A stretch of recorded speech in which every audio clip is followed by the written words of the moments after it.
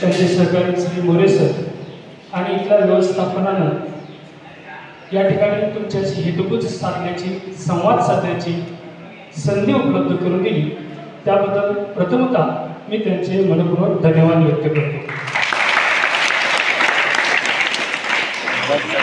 खरं तर मी प्राथमिक शिक्षक म्हणून काम करत असताना विद्यार्थ्यांशी संवाद साधणं ही माझी आवडच आहे आणि जावळे सरांना माहीत आहे की शिक्षण क्षेत्रामध्ये काम करण्याचं आम्ही हे ठरवून क्षेत्रात आलेलो आहोत आणि त्यानंतर सुद्धा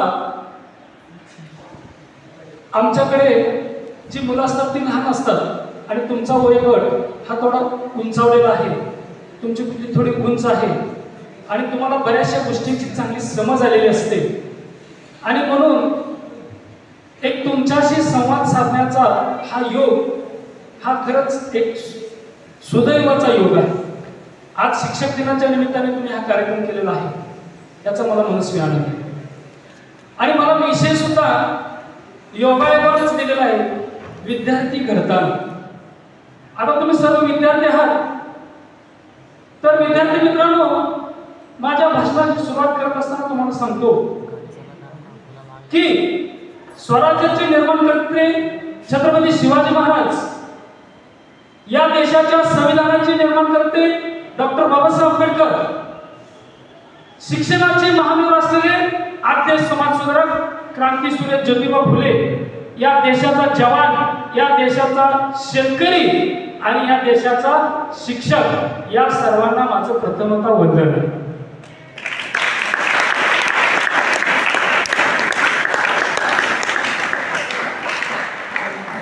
माझ्या मनोगताची सुरुवात करत असताना मी ज्यांचं नाव घेऊन वंदन केलेलं आहे त्याच्यामध्ये छत्रपती शिवाजी महाराजांना मी प्रथम वंदन करतोय, कारण आपल्याला जर स्वराज्य कोणी दिलंय तर हे छत्रपती शिवाजी महाराजांची देणगी आहे. त्यांचे उपकार आपण कधी विसरू शकत नाही.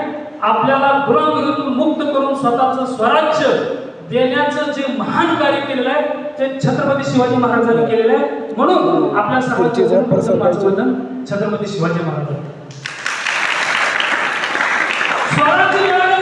स्वराज्य निर्माण करण्याचं काम आपल्या देशाला स्वातंत्र्यानंतर आज जी व्यवस्था आपण टिकून आहे, आपला देश लोकशाही प्रधान आहे आणि आपल्या देशाचं हे शासन प्रशासन व्यवस्था मजबूत करण्यासाठी या देशाला जी व्यवस्था निर्माण करून दिलेली आहे संविधानाच्या माध्यमातून, ते डॉक्टर बाबासाहेब आंबेडकर यांनी दिलेले आहे.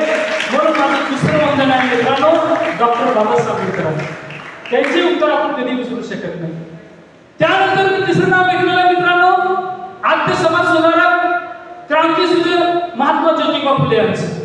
कारण दीन दलित दुबळे वंचित घटक यांना सोबत घेऊन त्यांच्यासाठी शिक्षणाची द्वारं खुलं करण्याचं काम या प्रस्थापितांबरोबर संघर्ष करून जर कुणी केलं असेल तर ते महात्मा ज्योतिबा फुले यांनी केलेलं आहे. म्हणून माझं वंदन सुद्धा महात्मा ज्योतिबा फुले यांना.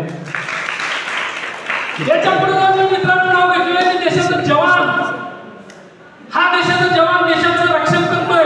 ऊन वारा पाऊस कुठल्याही संघर्षाची सामोरं जाण्याची तयारी ठेवून आपल्या जीवाची बाजी लावून हा जवान देशात असेल, देशाच्या सीमेवर असेल, जीवाची बाजी लावून तो आपलं रक्षण करतोय. म्हणून माझं वंदन आहे त्या जवानांना. याच्या पुढे मी वंदन करतो मित्रांनो आपल्या देशाचा शेतकरी.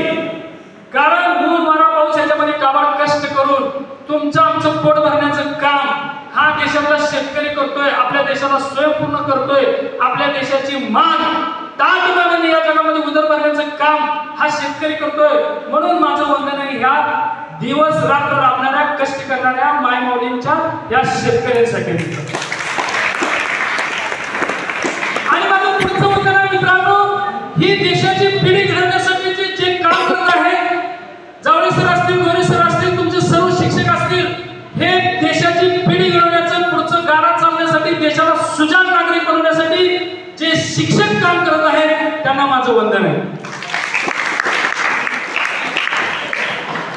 मित्रांनो, तुमच्याशी संवाद साधत असताना मला याची जाणीव आहे, तुमच्यामध्ये एक ऊर्जा आहे, तुमच्यामध्ये एक विचार आहे, तुमच्या मनामध्ये खूप इच्छा आकांक्षा आहे. तुम्हाला ज्यांनी इथं शिकायसाठी पाठवलं त्या आईवडिलांची स्वप्न तुमच्यावर निर्भर आहे.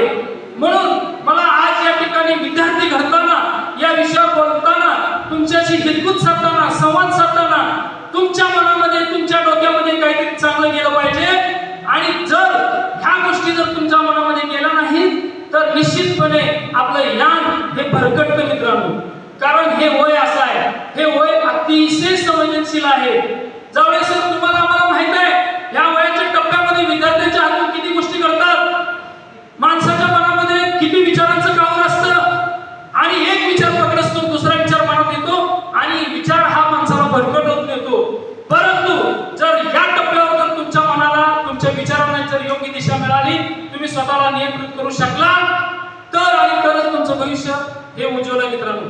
आज नशीब समजा, आज नशीब समजा ज्याने आपल्याला हा वारसा दिलेला आहे. आज तुम्ही आज समोर शिक्षणासाठी इथे बसलेला आहात म्हणजे नक्कीच तुमची या ठिकाणी बुद्धी चांगली आहे.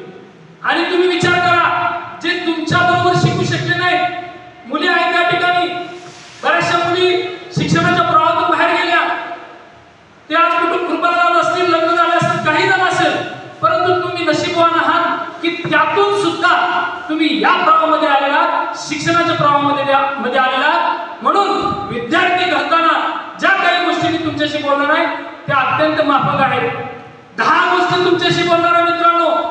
या 10 गोष्टी तुम्ही कायम मनामध्ये लक्षात ठेवा, कायम मेंदूमध्ये कोरून ठेवा आणि आपल्या मनाच्या द्वारामध्ये अशा पद्धतीने ठेवा की आयुष्यभर तुम्हाला या गोष्टी कायम लक्षात ठेवला तर तुमच्या आयुष्याची नौका कधीही डगमगणार नाही, बुडणार नाही, ही निश्चित ठिकाणी जाणार.